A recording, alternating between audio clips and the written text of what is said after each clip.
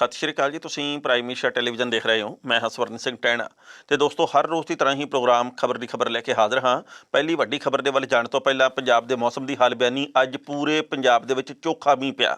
ਕੱਲੇ ਜਲੰਧਰ ਦੀ ਗੱਲ ਕਰੀਏ ਤਾਂ 2 ਘੰਟੇ ਲਗਾਤਾਰ ਝੜੀ ਵਾਲਾ ਮੌਸਮ ਰਿਹਾ ਤੇ ਜੇ ਗੱਲ ਕਰਦੇ ਫਰੀਦਕੋਟ ਦੀ, ਹੁਸ਼ਿਆਰਪੁਰ ਦੀ, ਮੋਹਾਲੀ ਦੀ, ਬਠਿੰਡੇ ਵੱਲ ਦੀ ਤਾਂ ਅੱਜ ਲਗਾਤਾਰ ਰੁਕ ਕੇ ਕਈ ਥਾਵਾਂ ਦੇ ਉੱਤੇ ਮੀਂਹ ਪੈਂਦਾ ਰਿਹਾ ਤੇ ਕਈ ਥਾਵਾਂ ਦੇ ਉੱਤੇ ਭਰਵਾਂ ਮੀਂਹ ਪੈਣ ਦੀ ਖਬਰ ਪ੍ਰਾਪਤ ਹੋਈ ਹੈ।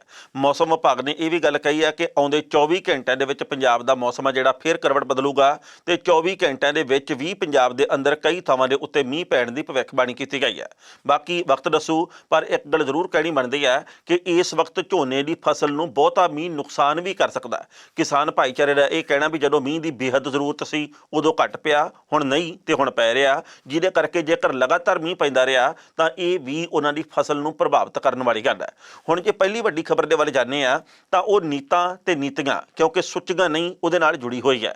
ਕਿਉਂਕਿ ਸੁਮੇਧ ਸੈਣੀ ਯਾਨੀ ਕਿ ਡੀਜੀਪੀ ਪੰਜਾਬ ਸਾਬਕਾ ਉਹ ਇਸ ਵਕਤ ਗਾਇਬ ਆ ਤੇ ਜਿਸ ਤਰੀਕੇ ਨਾਲ ਗਾਇਬ ਆ ਤੇ ਲੱਭ ਨਹੀਂ ਰਿਹਾ। ਇਉਂ ਲੱਗਦਾ ਵੀ ਜਾਂ ਤਾਂ ਜ਼ਮੀਨ ਖਾ ਗਈ ਤੇ ਜਾਂ ਫਿਰ ਅਸਮਾਨ ਨਿਕਲ ਗਿਆ। ਸੁਮੇਧ ਸੈਣੀ ਵਰਗਾ ਉਹ ਵਿਅਕਤੀ ਜਿਹਦੇ ਕੋਲੇ Z+ ਸੁਰੱਖਿਆ ਹੋਵੇ, ਉਸ ਬੰਦੇ ਦੇ ਗਾਇਬ ਹੋਣ ਦੀ, ਉਸ ਬੰਦੇ ਦੇ ਲਾਪਤਾ ਹੋਣ ਦੀ ਕਿਵੇਂ ਖਬਰ ਆ ਸਕਦੀ ਹੈ ਸਾਹਮਣੇ? ਕਿਉਂਕਿ ਜੇਕਰ ਫੜਨਾ ਚਾਹੀਏ ਤਾਂ ਫਿਰ ਕੋਈ ਔਖੀ ਗੱਲ ਵੀ ਨਹੀਂ। ਨਾ ਤਾਂ ਸੁਮੇਧ ਸੈਣੀ ਕੋਈ ਸੂਈ ਜਾਂ ਕੰਧੂਈ ਹੈ, ਨਾ ਹੀ ਸੁਮੇਧ ਸੈਣੀ ਇਹੋ ਜਿਹੀ ਕੋਈ ਗਵਾਚ ਜਾਣ ਵਾਲੀ ਬਰੀਕ ਜੀ ਚੀਜ਼ ਹੈ ਵੀ ਭਾਈ ਉਹ ਕਿਤੇ ਖੱਲੀ ਖੂੰਜੀ ਲੱਗੀ ਹੋਣੀ ਹੈ। ਸੁਮੇਧ ਸੈਣੀ ਨੂੰ ਫੜਨ ਦੇ ਲਈ ਇਸ ਵਕਤ ਕੋਸ਼ਿਸ਼ਾਂ ਹੀ ਇਹੋ ਜਿਹੀਆਂ ਕੀਤੀਆਂ ਜਾ ਰਹੀਆਂ ਜਿਹਦੇ ਕਰਕੇ ਖਬਰਾਂ ਅਖਬਾਰਾਂ ਦੇ ਮੁੱਖ ਸਫ਼ਿਆਂ ਦੇ ਉੱਤੇ ਪ੍ਰਕਾਸ਼ਿਤ ਹੋ ਰਹੀਆਂ, ਟੀਵੀ ਚੈਨਲਾਂ ਦੇ ਉੱਤੇ ਪ੍ਰਸਾਰਿਤ ਹੋ ਰਹੀਆਂ ਕਿ ਸੈਣੀ ਗਾਇਬ ਆ। ਉਹ ਆਪਣੀ ਸਾਰੀ ਸਿਕਿਉਰਿਟੀ ਯਾਨੀ ਕਿ Z+ ਸੁਰੱਖਿਆ ਨੂੰ ਛੱਡ ਕੇ ਅਚਾਨਕ ਲਾਪਤਾ ਹੋ ਜਾਂਦਾ ਹੈ। ਸੁਮੇਧ ਸੈਣੀ ਕਿਹੜੇ ਸੂਬੇ ਦੇ ਵਿੱਚ ਗਿਆ, ਕਿਹੜੇ ਫਾਰਮ ਹਾਊਸ 'ਚ ਕਿੱਥੇ ਜਾ ਕੇ ਲੁਕਿਆ, ਪੰਜਾਬ ਦੀ ਪੁਲਿਸ ਇਹ ਗੱਲ ਕਹਿੰਦੀ ਸਾਨੂੰ ਤਾਂ ਇਹਦੇ ਬਾਰੇ ਉੱਕਾ ਹੀ ਨਹੀਂ ਪਤਾ। ਪੰਜਾਬ ਦੀ ਪੁਲਿਸ ਦੀਆਂ 7 ਟੀਮਾਂ ਬਣੀਆਂ ਹੋਈਆਂ। ਇਹਨਾਂ 7 ਟੀਮਾਂ ਦੇ ਵੱਲੋਂ ਕਹਿੰਦੇ ਹਿਮਾਚਲ ਦੇ ਵਿੱਚ, ਹਰਿਆਣੇ 'ਚ, ਰਾਜਸਥਾਨ 'ਚ, ਯੂਪੀ 'ਚ, ਦਿੱਲੀ 'ਚ ਛਾਪੇਮਾਰੀ ਕੀਤੀ ਜਾ ਰਹੀ ਹੈ। ਪਰ ਹੈਰਾਨੀ ਦੇਖੋ, ਪੰਜਾਬ ਦੀ ਪੁਲਿਸ ਜਿਹੜੀ ਇਹ ਗੱਲ ਕਹਿੰਦੀ ਹੈ ਕਿ ਅਸੀਂ ਸਮਾਜ ਵਿਰੋਧੀ ਅਨਸਰ ਨੂੰ ਚੁਟਕੀਆਂ ਦੇ ਵਿੱਚ ਫੜ ਲੈਂਦੇ ਹਾਂ। ਜਿਹੜੀ ਪੰਜਾਬ ਦੀ ਪੁਲਿਸ ਇਹ ਗੱਲ ਕਹਿੰਦੀ ਹੈ ਕਿ ਸਾਡੇ ਹੁਕਮ ਦੇ ਬਿਨਾਂ ਚਿੜੀ ਇੱਕ ਵਾਰੀ ਖੰਭ ਨਹੀਂ ਮਾਰ ਸਕਦੀ, ਉਹੀ ਪੰਜਾਬ ਪੁਲਿਸ ਇਹ ਗੱਲ ਕਹਿ ਰਹੀ ਹੈ ਕਿ ਸਾਨੂੰ ਸਾਬਕਾ DGP ਨਹੀਂ ਲੱਭ ਰਿਹਾ। ਸਾਬਕਾ DGP ਨਹੀਂ ਲੱਭ ਰਿਹਾ, Z+ ਸਿਕਿਉਰਿਟੀ ਵਾਲਾ, ਤਾਂ ਫਿਰ ਜਿਹੜੇ ਬਾਕੀ ਸਮਾਜ ਵਿਰੋਧੀ ਅਨਸਰ ਆ ਉਹਨਾਂ ਨੂੰ ਆਪਾਂ ਕਿਵੇਂ ਨੱਥ ਪਾਵਾਂਗੇ? ਇਹ ਜ਼ਰਾ ਸੋਚ ਕੇ ਦੇਖੋ। ਸੁਮੇਧ ਸੈਣੀ ਗਵਾਚਿਆ ਜਾਂ ਗਵਾ ਦਿੱਤਾ ਗਿਆ, ਸੁਮੇਧ ਸੈਣੀ ਲੱਭ ਨਹੀਂ ਰਿਹਾ ਜਾਂ ਲੱਭਿਆ ਹੀ ਨਹੀਂ ਜਾ ਰਿਹਾ, ਇਹ ਲੋਕਾਂ ਦੇ ਮਨ ਵਿੱਚ ਕਈ ਤਰ੍ਹਾਂ ਦੇ ਸਵਾਲ ਹੈਗੇ ਆ। ਪਰ ਸੁਮੇਧ ਸੈਣੀ ਦੇ ਅਤੀਤ ਵੱਲ ਝਾਤ ਮਾਰ ਗਏ ਤਾਂ ਸਾਰੀਆਂ ਹੀ ਸਿਆਸੀ ਪਾਰਟੀਆਂ ਉਹਨੂੰ ਹੀਰੋ ਮੰਨਦੀਆਂ ਸੀ। ਸਾਰੀਆਂ ਹੀ ਸਿਆਸੀ ਪਾਰਟੀਆਂ ਦਾ ਇਹੋ ਜਿਹਾ ਥਾਪੜਾ ਸੀ ਕਿ ਸੈਣੀ ਨੇ ਜੋ ਕਰਤਾ ਗੱਲ ਖਤਮ। ਪਰ ਅੱਜ ਹਾਲਾਤ ਬਦਲੇ ਆ। ਅੱਜ ਸੈਣੀ ਉਮਰ ਦੇ ਇਸ ਪੜਾਅ ਦੇ ਉੱਤੇ ਕਈ ਤਰ੍ਹਾਂ ਦੇ ਕੇਸਾਂ ਦੇ ਵਿੱਚ ਉਲਝਿਆ। ਖਾਸ ਕਰਕੇ 29 ਸਾਲ ਪੁਰਾਣੇ ਕੇਸ ਦੇ ਵਿੱਚ ਜਿਸ ਤਰੀਕੇ ਦੇ ਨਾਲ ਉਹਦੀ ਤੋਏ ਹੋ ਰਹੀ ਹੈ, ਇਹਦੇ ਮੁਤਲਕ ਹਰ ਰੋਜ਼ ਖਬਰਾਂ ਆ ਰਹੀਆਂ। ਸੁਮੇਧ ਸੈਣੀ ਦਾ ਭਵਿੱਖ ਕੀ ਹੋਊਗਾ? ਸੁਮੇਧ ਸੈਣੀ ਨੂੰ ਕੀ ਹਾਈ ਕੋਰਟ ਦੇ ਵੱਲੋਂ ਜ਼ਮਾਨਤ ਮਿਲੂਗੀ? ਕੀ ਸੁਮੇਧ ਸੈਣੀ ਦੀ ਧਰਮ ਪਤਨੀ ਦੇ ਵੱਲੋਂ ਲਾਏ ਗਏ ਦੋਸ਼ ਵਾਜਬ ਹੈ? ਸੁਮੇਧ ਸੈਣੀ ਨੂੰ ਜੇਕਰ ਜ਼ਮਾਨਤ ਹਾਈ ਕੋਰਟ ਦੇ ਵੱਲੋਂ ਨਹੀਂ ਮਿਲਦੀ, ਅਗਾਊਂ ਜ਼ਮਾਨਤ, ਤਾਂ ਕੀ ਉਹ ਇਸੇ ਤਰੀਕੇ ਨਾਲ ਲਾਪਤਾ ਰਹੂਗਾ? ਇਹਦੇ ਬਾਬਤ ਲੋਕਾਂ ਦੇ ਮਨਾਂ ਵਿੱਚ 100 ਕਿਸਮ ਦੇ ਸਵਾਲ ਹੈ। ਪਰ ਹੈਰਾਨੀ ਹੋਣੀ ਕੁਦਰਤੀ ਹੈ ਕਿ ਸੁਮੇਧ ਸੈਣੀ ਲੱਭ ਨਹੀਂ ਰਿਹਾ। ਹੈਰਾਨੀ ਇਸ ਗੱਲ ਦੇ ਉੱਤੇ ਵੀ ਹੈ ਵੀ ਪੁਲਿਸ ਕਹਿੰਦੀ ਅਸੀਂ ਲੱਭਣ ਦੇ ਲਈ ਥਾਂ ਛਾਪੇਮਾਰੀ ਕਰ ਰਹੇ ਹਾਂ, ਤੇ ਹੈਰਾਨੀ ਇਸ ਗੱਲ ਦੀ ਹੈ ਵੀ ਗੱਡੀਆਂ ਦੀ ਡਾਰ ਆ ਜਿਹੜੀ ਉਹਦੇ ਘਰ ਦੇ ਬਾਹਰ ਖੜੀ ਹੈ, ਜੈਮਰ ਵਾਲੀਆਂ ਗੱਡੀਆਂ ਉਹਦੇ ਘਰ ਦੇ ਬਾਹਰ ਖੜੀਆਂ। ਪੁਲਿਸ ਆ ਜਿਹੜੀ ਦਰਜਨਾਂ ਦੀ ਗਿਣਤੀ ਦੇ ਵਿੱਚ ਸਿਕਿਉਰਿਟੀ ਦੇ ਰੂਪ ਦੇ ਵਿੱਚ ਨਾਲ ਲੱਗੀ, ਉਹ ਉੱਥੇ ਘਰ ਦੇ ਬਾਹਰ ਬੈਠੀ ਆ। ਪਰ ਸੈਣੀ ਗਾਇਬ ਆ। ਸੈਣੀ ਅਚਾਨਕ ਕਿਵੇਂ ਗਾਇਬ ਹੋ ਗਿਆ? ਸੈਣੀ ਕਿੱਥੇ ਜਾ ਕੇ ਪ੍ਰਗਟ ਹੋ ਗਿਆ? ਸੈਣੀ ਨੂੰ ਕੌਣ ਚੱਕ ਕੇ ਲੈ ਗਿਆ? ਸੈਣੀ ਕਿਵੇਂ ਉੱਡ ਕੇ ਚਲਾ ਗਿਆ? ਇਹ ਹੁਣ ਲੋਕਾਂ ਦੇ ਮਨਾਂ ਵਿੱਚ ਸਵਾਲ ਪੈਦਾ ਹੋਣੇ ਕੁਦਰਤੀ ਹੈ। ਪਹਿਲਾਂ ਇਸ ਰਿਪੋਰਟ ਦਾ ਵੇਰਵਾ ਤੇ ਬਾਅਦ ਵਿੱਚ ਕਰਾਂਗੇ ਟਿੱਪਣੀ। ਪੰਜਾਬ ਦੇ ਸਾਬਕਾ IAS ਅਧਿਕਾਰੀ ਦੇ ਬੇਟੇ ਤੇ ਸਿਟਕੋ ਦੇ ਜੂਨੀਅਰ ਇੰਜੀਨੀਅਰ ਬਲਵੰਤ ਸਿੰਘ ਮੁਲਤਾਨੀ ਨੂੰ 29 ਸਾਲ ਪਹਿਲਾਂ ਅਗਵਾ ਕਰਨ ਮਗਰੋਂ ਭੇਤ ਭਰੇ ਹਾਲਾਤ ਦੇ ਵਿੱਚ ਲਾਪਤਾ ਕਰਨ ਦੇ ਗੰਭੀਰ ਦੋਸ਼ਾਂ ਦਾ ਸਾਹਮਣਾ ਕਰ ਰਹੇ ਸੂਬੇ ਦੇ ਸਾਬਕਾ DGP ਸੁਮੇਧ ਸੈਣੀ ਗ੍ਰਿਫਤਾਰੀ ਡਰੋਂ ਕਥਿਤ ਆਪਣੀ ਸੁਰੱਖਿਆ ਛਤਰੀ ਨੂੰ ਛੱਡ ਕੇ ਰੂਪੋਸ਼ ਹੋ ਗਿਆ। ਉਧਰ ਸੈਣੀ ਦੀ ਪਤਨੀ ਨੇ ਪੰਜਾਬ ਦੇ DGP ਨੂੰ ਅਰਜ਼ੀ ਦੇ ਕੇ ਉਹਨਾਂ ਦੇ ਪਰਿਵਾਰ ਤੋਂ Z+ ਸੁਰੱਖਿਆ ਵਾਪਸ ਲੈਣ ਦੀ ਗੱਲ ਕਰਦਿਆਂ ਪਰਿਵਾਰ ਦੀ ਜ਼ਿੰਦਗੀ ਨੂੰ ਖਤਰਾ ਕਰਾਰ ਦਿੱਤਾ ਹੈ। ਇਸੇ ਦੌਰਾਨ ਮੋਹਾਲੀ ਪੁਲਿਸ ਚੰਡੀਗੜ੍ਹ, ਪੰਜਾਬ, ਹਿਮਾਚਲ ਪ੍ਰਦੇਸ਼ ਤੇ ਦਿੱਲੀ ਦੇ ਵਿੱਚ ਸੈਣੀ ਦੀ ਗ੍ਰਿਫਤਾਰੀ ਦੇ ਲਈ ਛਾਪੇਮਾਰੀ ਕਰ ਰਹੀ ਹੈ। ਸੂਤਰ ਦੱਸਦੇ ਨੇ ਕਿ ਸੈਣੀ ਦਿੱਲੀ ਦੇ ਵਿੱਚ ਜਾ ਕੇ ਕਿਤੇ ਲੁਕ ਗਿਆ। ਪੰਜਾਬ ਪੁਲਿਸ ਨੇ ਸਾਬਕਾ DGP ਸੁਮੇਧ ਸੈਣੀ ਦੀ ਸੁਰੱਖਿਆ ਵਾਪਸ ਲੈਣ ਤੋਂ ਇਨਕਾਰ ਕਰਦਿਆਂ ਕਿਹਾ ਕਿ ਹਾਈ ਕੋਰਟ ਵੱਲੋਂ ਸਿਟਕੋ ਦੇ ਸਾਬਕਾ JE ਬਲਵੰਤ ਸਿੰਘ ਮੁਲਤਾਨੀ ਦੇ ਕਤਲ ਕੇਸ ਦੇ ਵਿੱਚ ਉਹਨਾਂ ਦੀ ਅਗਾਊਂ ਜ਼ਮਾਨਤ ਦੀ ਅਰਜ਼ੀ ਦੀ ਸੁਣਵਾਈ ਕੀਤੇ ਜਾਣ ਤੋਂ ਇੱਕ ਦਿਨ ਪਹਿਲਾਂ DGP ਸਾਬਕਾ ਆਪਣੀ ਰਿਹਾਇਸ਼ ਨੂੰ ਛੱਡ ਕੇ ਕਿਤੇ ਫਰਾਰ ਹੋ ਗਏ ਸਨ। ਪੰਜਾਬ ਪੁਲਿਸ ਦੀ ਸਿੱਟ ਦੇ ਇੱਕ ਬੁਲਾਰੇ ਨੇ ਸੈਣੀ ਦੀ ਪਤਨੀ ਦੇ ਸੁਰੱਖਿਆ ਵਾਪਸ ਲੈਣ ਦੇ ਦੋਸ਼ਾਂ ਨੂੰ ਨਕਾਰ ਦਿੱਤਾ ਹੈ।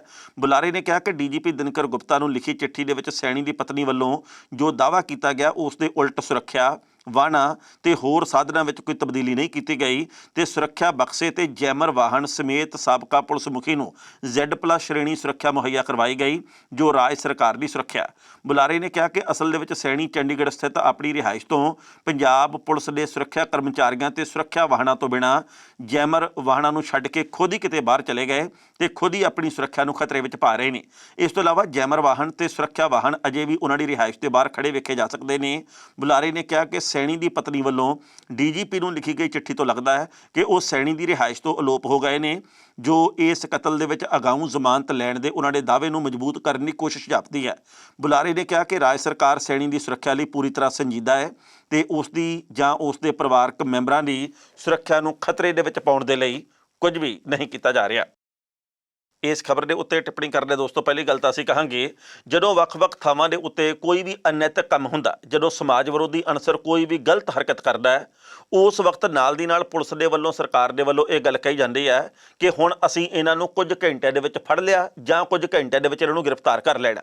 ਜੇਕਰ ਉਹ ਬੰਦੇ ਜਿਨ੍ਹਾਂ ਦੀ ਫੋਟੋ ਵੀ ਨਹੀਂ ਹੁੰਦੀ ਕਈ ਵਾਰ ਪੁਲਿਸ ਦੇ ਕੋਲੇ, ਜੇਕਰ ਉਹ ਬੰਦੇ ਜਿਹੜੇ ਕਿ CCTV ਕੈਮਰੇ ਦੀ ਫੁਟੇਜ ਦੇ ਵਿੱਚ ਹੀ ਕੈਦ ਹੋਏ ਹੁੰਦੇ ਆ, ਕੁਝ ਘੰਟਿਆਂ ਦੇ ਵਿੱਚ ਗ੍ਰਿਫਤਾਰ ਕੀਤੇ ਜਾ ਸਕਦੇ ਆ, ਤੇ ਜੇ ਅਸੀਂ ਇਹ ਗੱਲ ਕਹਿੰਦੇ ਆ ਕਿ ਅਸੀਂ ਤਾਂ ਗੈਂਗਸਟਰਾਂ ਨੂੰ ਨੱਥ ਸਕਿੰਟਾਂ ਦੇ ਵਿੱਚ ਪਾ ਲਈਏ, ਤਾਂ ਫਿਰ ਉਹ ਕਿਹੜੇ ਕਾਰਨ ਆ ਜਿਹਦੇ ਕਰਕੇ ਇੱਕ ਸਾਬਕਾ DGP ਹਾਲੇ ਤੱਕ ਗ੍ਰਿਫਤਾਰ ਨਹੀਂ ਕੀਤਾ ਜਾ ਸਕਿਆ?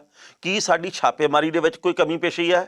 ਕੀ ਸਾਡੀ ਨੀਤ ਦੇ ਵਿੱਚ ਕੋਈ ਖੋਟ ਹੈ? ਕੀ ਅਸੀਂ ਸੈਣੀ ਨੂੰ ਆਪ ਹੀ ਤੁਰਨ ਫਿਰਨ ਦੀ, ਘੁੰਮਣ ਫਿਰਨ ਦੀ ਆਗਿਆ ਦਿੱਤੀ ਹੈ, ਰੂਪੋਸ਼ ਹੋਣ ਦੀ ਆਗਿਆ ਦਿੱਤੀ ਹੈ, ਜਾਂ ਇਹਦੇ ਪਿੱਛੇ ਕੋਈ ਹੋਰ ਕਾਰਨ ਹੈ? ਇਹਦੇ ਮੁਤਲਕ ਕਈ ਲੋਕ ਕਈ ਕਿਸਮ ਦੀਆਂ ਗੱਲਾਂ ਕਰਦੇ ਆ, ਪਰ ਜਿਸ ਤਰੀਕੇ ਦੇ ਨਾਲ 29 ਸਾਲ ਪੁਰਾਣੇ ਮਾਮਲੇ ਦੇ ਵਿੱਚ ਸੁਮੇਧ ਸਿੰਘ ਸੈਣੀ ਘਿਰਿਆ, ਜਿਸ ਤਰੀਕੇ ਦੇ ਨਾਲ ਹੁਣ ਲੋਕ ਲਗਾਤਾਰ ਇਹ ਗੱਲ ਕਹਿ ਰਹੇ ਆ ਕਿ ਬਹੁਤ ਕੁਝ ਕੀਤਾ ਗਿਆ ਜਿਹੜਾ ਕਿ ਹੁਣ ਹੌਲੀ-ਹੌਲੀ ਸਾਹਮਣੇ ਉੱਭਰ ਕੇ ਆਉਣਾ, ਤੇ ਪਿਛਲੇ ਕਈ ਦਿਨਾਂ ਤੋਂ ਕਈ ਲੋਕਾਂ ਦੇ ਵੱਲੋਂ ਇਸ ਮੁਤਲਕ ਟਿੱਪਣੀਆਂ ਵੀ ਕੀਤੀਆਂ ਗਈਆਂ, ਇੰਟਰਵਿਊ ਵੀ ਦਿੱਤੀਆਂ ਗਈਆਂ ਕਿ ਸੈਣੀ ਨੇ ਆਪਣੇ ਕਾਰਜਕਾਲ ਦੇ ਵਿੱਚ ਕੀ ਕੁਝ ਕੀਤਾ ਤੇ ਕੀ ਨਹੀਂ ਕੀਤਾ।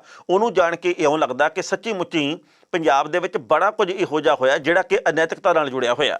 ਪੰਜਾਬ ਦੇ ਵਿੱਚ ਪੁਲਿਸ ਅਧਿਕਾਰੀਆਂ ਨੇ, ਕਈਆਂ ਨੇ, ਸਾਰਿਆਂ ਨੂੰ ਅਸੀਂ ਇੱਕੋ ਰੱਸੇ ਦੇ ਵਿੱਚ ਨਹੀਂ ਬੰਨ੍ਹ ਸਕਦੇ, ਕਈਆਂ ਨੇ ਜੋ ਕੁਝ ਕੀਤਾ ਉਹਦਾ ਸੰਤਾਪ ਹਾਲੇ ਤੱਕ ਟੱਬਰ ਦੇ ਜੀਆਂ ਦੇ ਵੱਲੋਂ ਭੁਗਤਿਆ ਜਾਂਦਾ। ਸੁਮੇਧ ਸੈਣੀ ਦੇ ਉੱਤੇ ਲੱਗੇ ਦੋਸ਼ਾਂ ਦੇ ਮੁਤਾਬਕ ਜਦੋਂ ਉਹ SSPC ਚੰਡੀਗੜ੍ਹ ਦੇ ਵਿੱਚ ਉਹਨੇ ਆਪਣੇ ਸਾਥੀਆਂ ਦੀ ਮਦਦ ਦੇ ਨਾਲ ਜਿਸ ਤਰੀਕੇ ਦੇ ਨਾਲ ਬਲਵੰਤ ਸਿੰਘ ਮੁਲਤਾਨੀ ਨੂੰ ਤੰਗ ਪਰੇਸ਼ਾਨ ਕੀਤਾ, ਜਿਵੇਂ ਉਹਦੇ ਉੱਤੇ ਅਣਮਨੁੱਖੀ ਅਤਿਆਚਾਰ ਕੀਤਾ, ਜਿਸ ਤਰੀਕੇ ਦੇ ਨਾਲ ਉਹਦੀ ਲਾਸ਼ ਨੂੰ ਖੁਰਦ-ਬੁਰਦ ਕੀਤਾ ਗਿਆ, ਸੋ ਇਹੋ ਜਿਹੀਆਂ ਬਹੁਤ ਸਾਰੀਆਂ ਗੱਲਾਂ ਜਿਹੜੀਆਂ ਉਹ ਸੈਣੀ ਦੇ ਕਿਰਦਾਰ ਨੂੰ ਬਿਆਨ ਕਰਦੀਆਂ। ਹਾਲਾਂਕਿ ਸੈਣੀ ਦੇ ਵੱਲੋਂ ਜੋ ਹਾਈ ਕੋਰਟ ਦੇ ਵਿੱਚ ਆਪਣੀ ਅਗਾਊਂ ਜ਼ਮਾਨਤ ਦੀ ਪਟੀਸ਼ਨ ਪਾਈ ਗਈ ਹੈ, ਉਹਦੇ ਵਿੱਚ ਇਹ ਗੱਲ ਕਹੀ ਗਈ ਹੈ ਜੀ ਕਿ ਇੱਕ ਬਦਲਾ ਲਓ ਨੀਤੀ ਦੇ ਤਹਿਤ ਮੈਨੂੰ ਫਸਾਇਆ ਗਿਆ, ਪੀੜਤ ਪਰਿਵਾਰਕ ਮੈਂਬਰ ਆ ਜਿਹੜੇ ਉਹ ਜਾਣ ਕੇ ਗਲਤ ਕੰਮ ਕਰ ਰਿਹਾ, ਤੇ ਨਾਲ ਹੀ ਸੈਣੀ ਨੇ ਇਹ ਗੱਲ ਕਹੀ ਹੈ ਜੀ ਕਿ ਇਸ ਮਾਮਲੇ ਦੇ ਉੱਤੇ CBI ਦੀ ਜਾਂਚ ਹੈ ਜਿਹੜੀ ਉਹਦੇ ਤੋਂ ਸੰਤੁਸ਼ਟ ਨਹੀਂ ਹੋਈ ਸੀ, ਕਿਉਂਕਿ CBI ਹੈ ਜਿਹੜੀ ਅਦਾਲਤ ਦੇ ਵਿੱਚ ਸਹੀ ਸਬੂਤ ਨਹੀਂ ਸੀ ਪੇਸ਼ ਕਰ ਸਕੀ, ਇਸ ਕਰਕੇ ਸੁਪਰੀਮ ਕੋਰਟ ਦੇ ਵੱਲੋਂ ਉਹਦੇ ਉੱਤੇ ਕਾਂਟਾ ਫੇਰ ਦਿੱਤਾ ਗਿਆ ਤੇ ਮੈਨੂੰ ਕੋਈ ਸਮੱਸਿਆ ਨਹੀਂ ਸੀ। ਪਰ ਹੁਣ ਜਾਣਬੁੱਝ ਕੇ ਉਸ ਕੇਸ ਨੂੰ ਫਿਰ ਚੁੱਕਿਆ ਗਿਆ ਰਾਜਨੀਤਿਕ ਪ੍ਰਭਾਵ ਦੇ ਤਹਿਤ, ਯਾਨੀ ਕਿ ਸੈਣੀ ਦੇ ਵੱਲੋਂ ਆਪਣੀਆਂ ਦਲੀਲਾਂ ਦਿੱਤੀਆਂ ਜਾ ਰਹੀਆਂ, ਪਰ ਹੈਰਾਨੀ ਇਸ ਗੱਲ ਦੀ ਪੈਦਾ ਹੁੰਦੀ ਹੈ ਉਹ ਕੱਲ੍ਹ ਨੂੰ ਫੜਿਆ ਜਾਵੇ, ਉਹ ਨਾ ਫੜਿਆ ਜਾਵੇ, ਉਹਦੀ ਜ਼ਮਾਨਤ ਹੋਵੇ, ਉਹਦੀ ਜ਼ਮਾਨਤ ਨਾ ਹੋਵੇ, ਪਰ ਕੀ ਇੱਕ ਸਾਬਕਾ DGP ਇਹਦਾ ਅਲੋਪ ਹੋ ਸਕਦਾ ਹੈ? ਕੀ ਉਹ ਪੰਜਾਬ ਤੋਂ ਬਾਹਰ ਵੀ ਜੇਕਰ ਚਲਾ ਜਾਵੇ ਤਾਂ ਅਸੀਂ ਉਹਨੂੰ ਫੜਨ ਦੇ ਸਮਰੱਥ ਨਹੀਂ? ਇਹਦਾ ਮਤਲਬ ਤਾਂ ਇਹ ਹੈ ਕਿ ਜੇਕਰ ਕੋਈ ਪੰਜਾਬ ਨੂੰ ਛੱਡ ਕੇ ਨਾਲ ਦੇ ਸੂਬੇ 'ਚ ਵੜ ਜੇ ਤਾਂ ਸਾਡੀ ਪੁਲਿਸ ਦੇ ਹੱਥ ਖੜੇ ਆ, ਫਿਰ ਤਾਂ ਮਤਲਬ ਇਹ ਆ ਵੀ ਬੰਦਾ ਉਦੋਂ ਹੀ ਫੜਿਆ ਜਾ ਸਕਦਾ ਜਦੋਂ ਪੰਜਾਬ ਦੇ ਵਿੱਚ ਹੋਵੇ, ਜਦੋਂ ਆਪਦੇ ਘਰ ਦੇ ਵਿੱਚ ਹੋਵੇ, ਤੇ ਜੇਕਰ ਘਰ ਦੇ ਵਿੱਚੋਂ ਬਾਹਰ ਨਿਕਲ ਗਿਆ ਫਿਰ 7 ਟੀਮਾਂ ਵੀ ਨਹੀਂ ਫੜ ਸਕਦੀਆਂ। ਇਹਦਾ ਅਰਥ ਇਹ ਨਿਕਲਿਆ। ਸੋ ਸੁਮੇਧ ਸਿੰਘ ਸੈਣੀ ਦਾ ਅਲੋਪ ਹੋਣਾ, ਸੁਮੇਧ ਸਿੰਘ ਸੈਣੀ ਦਾ ਹਾਲੇ ਤੱਕ ਨਾ ਲੱਭਣਾ 100 ਕਿਸਮ ਦੇ ਸ਼ੱਕ ਪੈਦਾ ਕਰਨ ਵਾਲੀ ਗੱਲ ਹੈ। ਇਸ ਮਾਮਲੇ ਦੇ ਉੱਤੇ ਵੱਖ-ਵੱਖ ਰਾਜਨੀਤਿਕ ਪਾਰਟੀਆਂ ਦੇ ਆਗੂ ਚੁੱਪ ਵੱਟੀ ਬੈਠੇ ਆ, ਉਹਨਾਂ ਦੀਆਂ 100 ਤਰ੍ਹਾਂ ਦੀਆਂ ਮਜਬੂਰੀਆਂ ਹੋ ਸਕਦੀਆਂ, ਪਰ ਲੋਕ ਸਾਰਾ ਕੁਝ ਦੇਖਦੇ, ਪਰਖਦੇ ਤੇ ਸਮਝਦੇ ਆ। ਅੱਜ ਜਿੱਥੇ ਵੀ 4 ਬੰਦੇ ਬੈਠਦੇ ਆ, ਇਸ ਮੁਤਲਕ ਜ਼ਿਕਰ ਤੇ ਫਿਕਰ ਜ਼ਰੂਰ ਹੁੰਦਾ ਕਿ ਪੰਜਾਬ ਦਾ ਬਣੂਗਾ ਕੀ। ਇੱਕ ਪਾਸੇ ਅਸੀਂ ਇਹ ਗੱਲ ਕਹਿੰਦੇ ਆ ਕਿ ਭਾਵੇਂ ਕੋਈ ਝੰਡਾ ਲਾਉਣ ਵਾਲਾ ਹੋਵੇ ਤੇ ਭਾਵੇਂ ਕੋਈ ਨਾਅਰੇ ਲਾਉਣ ਵਾਲਾ ਹੋਵੇ, ਉਹਦੇ ਖਿਲਾਫ ਕਾਨੂੰਨੀ ਕਾਰਵਾਈ ਕਰਨਾ ਸਾਡਾ ਪਹਿਲ ਪਲੱਕੜਾ ਫਰਜ਼ ਆ, ਇਹ ਵੀ ਗੱਲ ਮੰਨੀ। ਪਰ ਜਿਸ ਤਰੀਕੇ ਦੇ ਨਾਲ ਜਿਹੜੇ ਬੰਦੇ ਦੇ ਉੱਤੇ ਇੰਨੇ ਵੱਡੇ ਦੋਸ਼ ਹੋਣ, ਉਹ ਬੰਦਾ ਹਾਲੇ ਤੱਕ ਲੱਭਦਾ ਨਾ ਹੋਵੇ, ਤਾਂ ਲੋਕ ਸ਼ੱਕ ਕਿਹੜੀ ਗੱਲੋਂ ਨਾ ਕਰਨ। ਲੋਕ ਇਹ ਗੱਲ ਕਹਿੰਦੇ ਆ ਕਿ ਵਾੜ ਖੇਤ ਨੂੰ ਖਾ ਰਹੀ ਆ, ਲੋਕ ਇਹ ਗੱਲ ਕਹਿੰਦੇ ਆ ਵੀ ਸਾਰੇ ਮਿਲ ਕੇ ਚੱਲ ਰਹੇ ਆ। ਲੋਕਾਂ ਦਾ ਇਹ ਕਹਿਣਾ ਕਿ ਜੇਕਰ ਨੀਤਾਂ ਤੇ ਨੀਤੀਆਂ ਬਿਲਕੁਲ ਦਰੁਸਤ ਹੋਣ ਤਾਂ ਹੁਣ ਤੱਕ ਸੈਣੀ ਨੇ ਮਿਲ ਵੀ ਜਾਣਾ ਸੀ। ਅਸਲ ਦੇ ਵਿੱਚ ਸੈਣੀ ਨੂੰ ਹਾਲੇ ਤੱਕ ਫੜਨ ਦੀ ਕੋਸ਼ਿਸ਼ ਨਹੀਂ ਕੀਤੀ ਗਈ। ਲੋਕਾਂ ਦਾ ਇਹ ਕਹਿਣਾ, ਲੋਕਾਂ ਦਾ ਇਹ ਵੀ ਕਹਿਣਾ ਵੀ ਜੇ ਤਾਂ ਅਗਾਊਂ ਜ਼ਮਾਨਤ ਹੋ ਗਈ ਫਿਰ ਤਾਂ ਸੈਣੀ ਨੇ ਇੱਕਦਮ ਸਾਹਮਣੇ ਆ ਕੇ ਤੇ ਪ੍ਰਗਟ ਹੋ ਜਾਣਾ, ਤੇ ਜੇਕਰ ਨਾ ਜ਼ਮਾਨਤ ਹੋਈ, ਜੇਕਰ ਉਹਨੂੰ ਅਗਾਊਂ ਜ਼ਮਾਨਤ ਨਾ ਮਿਲੀ ਉਸ ਤੋਂ ਬਾਅਦ ਉਹਦੀ ਅਗਲੀ ਪ੍ਰਕਿਰਿਆ ਸ਼ੁਰੂ ਕੀਤੀ ਜਾਊਗੀ ਕਿ ਹੁਣ ਮੈਨੂੰ ਕੀ ਫੈਸਲਾ ਲੈਣਾ ਚਾਹੀਦਾ। ਇਸ ਕਰਕੇ ਲੋਕਾਂ ਦੀ ਇਹ ਗੱਲ ਕਿ ਜਿੰਨੀ ਦੇਰ ਤੱਕ ਹਾਈ ਕੋਰਟ ਦੇ ਵੱਲੋਂ ਜ਼ਮਾਨਤ ਅਰਜ਼ੀ ਦੇ ਉੱਤੇ ਸੁਣਵਾਈ ਨਹੀਂ ਕੀਤੀ ਜਾਂਦੀ, ਸੈਣੀ ਨੇ ਇਵੇਂ ਰੂਪੋਸ਼ੀ ਰਹਿਣਾ। ਇਹ ਗੱਲ ਕਿੰਨੀ ਕੁ ਸਹੀ ਸਾਬਤ ਹੁੰਦੀ ਹੈ, ਇਹ ਆਉਂਦੇ ਦਿਨਾਂ ਦੇ ਵਿੱਚ ਆਪੇ ਪਤਾ ਲੱਗ ਜਾਣਾ। ਪੰਜਾਬ ਦੇ ਨੌਜਵਾਨਾਂ ਦਾ ਇੱਕ ਹਿੱਸਾ ਸੋਸ਼ਲ ਮੀਡੀਆ ਦੇ ਉੱਤੇ ਬੱਬੂ ਮਾਨ ਤੇ ਸਿੱਧੂ ਮੂਸੇਵਾਲਾ ਦੇ ਹੱਕ ਦੇ ਵਿੱਚ ਜਾਂ ਖਿਲਾਫ ਲੜਦਾ ਰਹਿ ਗਿਆ ਤੇ ਉਹਨਾਂ ਦਾ ਇੱਕ ਹੋਰ ਜਿਹੜਾ ਨੁਕਸਾਨ ਹੋ ਗਿਆ। ਪੰਜਾਬ ਦੀ ਜਵਾਨੀ ਨੂੰ ਹਾਲ ਦੀ ਘੜੀ ਇਸ ਗੱਲ ਦਾ ਫਿਕਰ ਵੀ ਨਹੀਂ ਤੇ ਉਹਨੂੰ ਇਸ ਗੱਲ ਦਾ ਪਤਾ ਵੀ ਨਹੀਂ ਕਿ ਸਾਡਾ ਨੁਕਸਾਨ ਹੋਈ ਕਿਵੇਂ ਜਾਂਦਾ। ਉਹ ਕਲਾਕਾਰਾਂ ਨੂੰ ਉਸਤਾਦ ਬਣਨ ਦੇ ਵਿੱਚ ਬਿਜ਼ੀ ਹੈ, ਉਹ ਕਲਾਕਾਰਾਂ ਦੀ ਖਾਤਰ ਲੜਨ ਦੇ ਵਿੱਚ ਬਿਜ਼ੀ ਹੈ, ਇੱਕ ਦੂਜੇ ਨੂੰ ਫੇਸਬੁੱਕ ਦੇ ਉੱਤੇ ਧੀਆਂ ਭੈਣਾਂ ਦੀਆਂ ਗਾਲਾਂ ਕੱਢਣ ਦੇ ਵਿੱਚ ਰੁੱਝੇ ਹੋਏ ਆ। ਪਰ ਇਹ ਕੁਝ ਕਰਦਿਆਂ ਉਹ ਆਪਣਾ ਕੀ ਕੁਝ ਗਵਾ ਚੁੱਕੇ ਆ ਤੇ ਕੀ ਕੁਝ ਉਹਨਾਂ ਦਾ ਗਵਾਚਣਾ ਆਉਂਦੇ ਸਮੇਂ ਦੇ ਵਿੱਚ ਉਹਨਾਂ ਨੂੰ ਇਸ ਗੱਲ ਦਾ ਇਲਮ ਨਹੀਂ ਹੈ। ਮੈਂ ਕਦੇ ਨਿੱਜੀ ਤੌਰ ਦੇ ਉੱਤੇ ਸੋਚਦਾ ਵੀ ਜਿਸ ਤਰੀਕੇ ਦੇ ਨਾਲ ਸਾਡੇ ਪੰਜਾਬ ਦੇ ਕੁਝ ਨੌਜਵਾਨ, ਸਾਰੇ ਇੱਕੋ ਜਿਹੇ ਨਹੀਂ, ਕੁਝ ਨੌਜਵਾਨ ਜਿਹੜੇ ਕਿ ਜਨੂਨੀ ਹੋ ਜਾਂਦੇ ਆ, ਪਾਗਲ ਹੋ ਜਾਂਦੇ ਕਿਸੇ ਵੀ ਕਲਾਕਾਰ ਦੇ ਪਿੱਛੇ, ਕਿਸੇ ਵੀ ਨੇਤਾ ਦੇ ਪਿੱਛੇ ਤੇ ਕਿਸੇ ਵੀ ਸਾਧ ਦੇ ਪਿੱਛੇ। ਉਹਨਾਂ ਲੋਕਾਂ ਨੂੰ ਇਸ ਗੱਲ ਦਾ ਪਤਾ ਹੀ ਨਹੀਂ ਕਿ ਅਸੀਂ ਬੈਸਣਾ ਕਿਹੜੀ ਗੱਲੋਂ ਆ। ਉਹਨਾਂ ਲੋਕਾਂ ਨੂੰ ਇਸ ਗੱਲ ਦਾ ਵੀ ਨਹੀਂ ਪਤਾ ਕਿ ਸਾਡੇ ਵਰਗੇ ਲੋਕਾਂ ਵਾਸਤੇ ਕਿਹੜੇ ਮੁੱਦੇ ਹੈਗੇ ਆ, ਅਸੀਂ ਕਿਹੜੇ ਮੁੱਦਿਆਂ ਦੇ ਉੱਤੇ ਕਿਹੋ ਜਿਹੀ ਚਰਚਾ ਕਰਨੀ ਆ। ਪਿਛਲੇ ਦਿਨੀ ਅਸੀਂ ਇੱਕ ਕਲਾਕਾਰ ਨਾਲ ਗੱਲਬਾਤ ਕੀਤੀ। ਉਹਨੇ ਕਿਹਾ ਜੀ ਕਿ ਮੈਂ ਹੈਰਾਨ ਹੁੰਦਾ ਨਿੱਜੀ ਤੌਰ ਦੇ ਉੱਤੇ ਕਿ ਸਾਡੀ ਜਵਾਨ ਪੀੜ੍ਹੀ ਨੂੰ ਹੋ ਕੀ ਗਿਆ। ਇਹਨਾਂ ਨੇ ਕਦੇ ਵੀ ਭਾਈ ਵੀਰ ਸਿੰਘ ਦੀ ਕਵਿਤਾ ਦੇ ਉੱਤੇ ਇੱਦਾਂ ਬਹਿਸ ਨਹੀਂ ਕੀਤੀ ਫੇਸਬੁੱਕ ਤੇ। ਇਹਨਾਂ ਨੇ ਕਦੇ ਵੀ ਪਾਸ਼ ਤੇ ਸ਼ਿਵ ਕੁਮਾਰ ਬਟਾਲਵੀ ਦੀਆਂ ਕਵਿਤਾਵਾਂ ਦੇ ਉੱਤੇ, ਗਜ਼ਲਾਂ ਦੇ ਉੱਤੇ ਕੋਈ ਬਹਿਸ ਨਹੀਂ ਕੀਤੀ।